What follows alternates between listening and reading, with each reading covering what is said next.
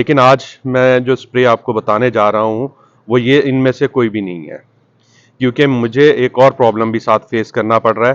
क्योंकि कुछ गुलाब रोजेस जो हैं जिनकी मैंने प्रूनिंग नहीं की, तो मैं आज एक ऐसा स्प्रे करने जा रहा हूँ जो कैटरपिलर को भी कंट्रोल करेगा और साथ साथ थ्रिप्स को भी कंट्रोल करेगा। तो अस्सलाम वालेकुम, welcome back to my channel. मैं उम्मीद करता हूँ आप लोग खैरियत से होंगे। तो आज की वीडियो जैसा आपको नज़र आ रहा है रोजेस से रिलेटेड है।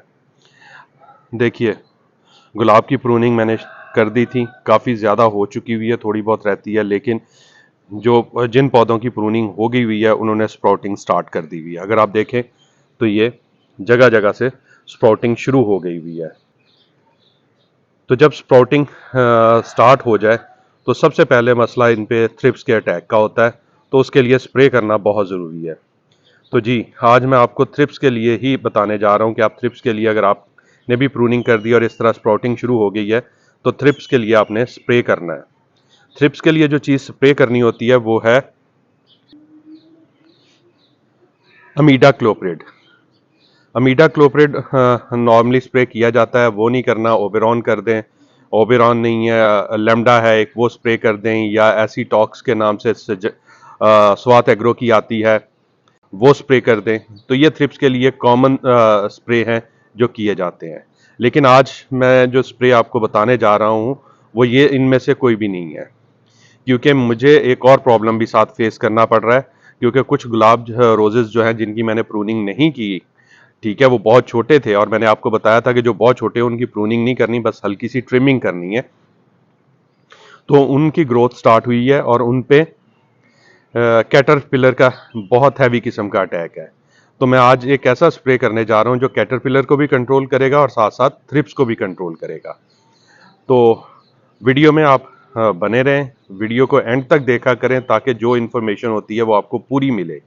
क्योंकि वीडियो के दौरान डिस्कस चीज़ें हो रही होती हैं और बहुत सारे पॉइंट्स जो होते हैं वो एंड में जाके डिस्कस हो रहे होते हैं। तो इसलिए वीडियो को एंड तक देखना बहुत ज़रूरी है। और अगर आपको वीडियो पसंद आए तो लाइक कर दीजिए, शेयर भी कीजिए ताकि ये इन्फॉर्मेशन लोगों तक पहुंचे। और चैनल को भी सब्सक्राइब कर लें और बेल नोटिफिकेशन ऑन कर लें ताकि नेक्स्ट आने वाली वीडियोस के नोटिफिकेशन आपको टाइमली मिल सके। तो ये सबसे पहला रोज़ है जिसको मैंने प्रून किया था। और मैं आपको बता भी दूं कि सबसे इस वक्त जो मेरे पास ओल्डेस्ट रोजेस हैं उनमें से ये एक है। इसकी अगर आप बेस देखें तो ये 18 इंच के पॉट में लगा हुआ है और 18 इंच ही डायामीटर है। और आप देख लें बाउंड्रीज के साथ इसकी ना ग्राफ्ट वाला एरिया टच हो रहा है, इतना चौड़ा हो चुका हुआ है। तो ये काफी पुराना रोज है और इसकी बहुत अच्छे से ग्रोथ होती है। इसमें जो पहली चीज मैं स्प्रे में ले रहा हूं वो है टॉप्सन एम फंजीसाइड। फंजीसाइड बहुत ज़रूरी है क्योंकि फंगस ना अटैक करे। इस टाइम पे अगर फंगस ने अटैक कर दिया तो आपका पौधा मर भी सकता है। टॉप्सन एम ले रहा हूँ। टॉप्सन एम को मैंने मेजर कर लिया हुआ 1 ग्राम पर लीटर के हिसाब से 20 ग्राम मैंने टॉप्सन एम ले ली है। तो अब दूसरी जो पेस्टिसाइड मैंने आपको बताई है उसके लिए, कैटरपिलर्स के लिए, थ्रिप्स के लिए और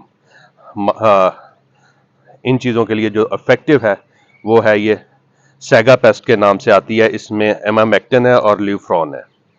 तो ये दो जहरों का कॉम्बिनेशन है। तो ये मैं लेने जा रहा हूं और ये 1 ml पर लीटर के हिसाब से ये मैं लूंगा।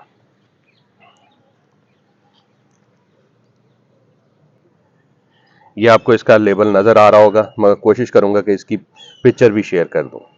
तो ये दो चीजें हैं, इनको मैं मिक्स करूंगा और मिक्स करके स्प्रे करूंगा। अभी फीडिंग कोई नहीं करनी गुलाब पे, क्योंकि फीडिंग का कोई फायदा नहीं है।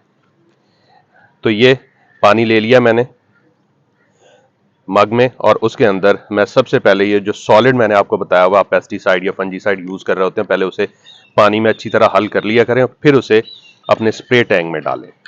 तो ये 20 लीटर का मेरा स्प्रे टैंक है, आप लोग जानते हैं। तो उसमें मैं 20 ग्राम ये यूज करूंगा और 20 ml सेगा पेस्ट यूज करूंगा और दोनों को मिक्स करके स्प्रे करूंगा। स्प्रे करने का जो बेस्ट टाइम है वो शाम 4 बजे का है। ठीक है, 4 बजे के करीब आप स्प्रे लाजमी कर दें आजकल के दिनों में, क्योंकि रात को औस पड़ती है तो वो स्प्रे का असर ज़ायल कर देगी अगर औस पड़ जाएगी। तो उससे पहले पहले आप स्प्रे कर दें और स्प्रे बहुत अच्छे तरीके से करना है। मैं हमेशा बताता हूं कि स्प्रे को आपने थॉरोली करना होता है, लेकिन स्प्रे टैंक बनाते हुए भी आपने एहतियात करनी होती है। और मैंने आपको बताई है कि टैंक को पहले हाफ फिल करें, फिर अपने पेस्टिसाइड्स डालें, फिर उसके बाद बाकी फिल करें, ताकि अच्छी तरह स्प्रे टैंक में आपके पेस्टिसाइड्स मिक्स हो जाएं। तो फिर उसके बाद आपने थॉरोली स्प्रे करना है, ऊपर से नीचे तक पौधे को अच्छी तरह नहलाना है, बहुत अच्छी तरह नहलाना है, और हर जगह इंश्योर करना है कि ये आपका पेस्टिसाइड पड़ जाए और थोड़ा बहुत बेस में भी पड़े, क्योंकि ये जो कैटरपिलर्स हैं ये बेस में भी पड़े होते हैं मिट्टी के ऊपर, तो वहां पे भी इन पे असर जाए और इनको किल किया जा सके। और इसी तरह फंगस का भी जो असर है, फंजीसाइड जो आपने डाली है उसका असर भी मिट्टी के अंदर जाए। तो उम्मीद है ये सारे पॉइंट्स आपको समझ आ गए होंगे। अगर फिर भी आपका कोई क्वेश्चन हो तो आप कमेंट्स में पूछ सकते हैं। इंशाल्लाह बहुत जल्द एक और इन्फॉर्मेटिव वीडियो के साथ हाजिर होऊंगा।